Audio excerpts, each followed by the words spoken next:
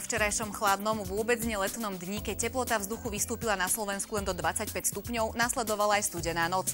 Napríklad v Lučenci namerali len 8,1 stupňa, čo bolo menej ako stupeň od dlhodobého teplotného rekordu.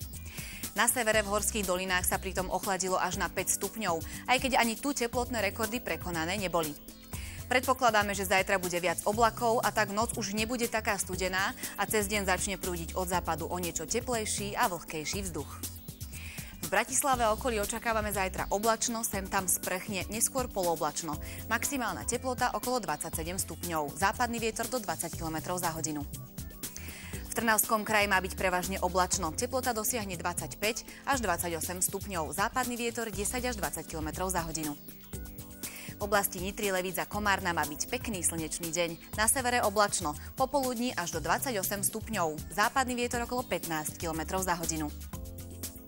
Od Mijavy až po Prievidzu má byť polooblačno až oblačno a občas aj prehánky. Teplota 23 až 25 stupňov, prevažne slabý západný vietor.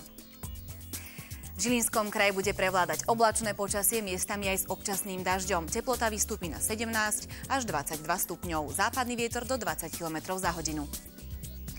V Banskobystrickom kraji očakávame polooblačno až oblačno a miestami prehánky. Oteplí sa na 22 až 26 stupňov, slabý premenlivý vietor.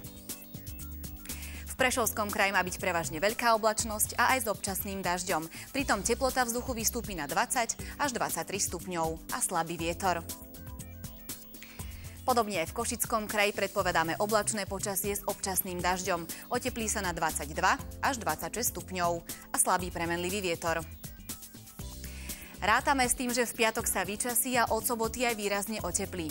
V krátkom čase v tomto mesiaci dochádza už k druhému extrémnemu otepleniu a opäť sa možno dočkáme teplotných rekordov. To je všetko, majte ešte pekný deň. Dovidenia večer.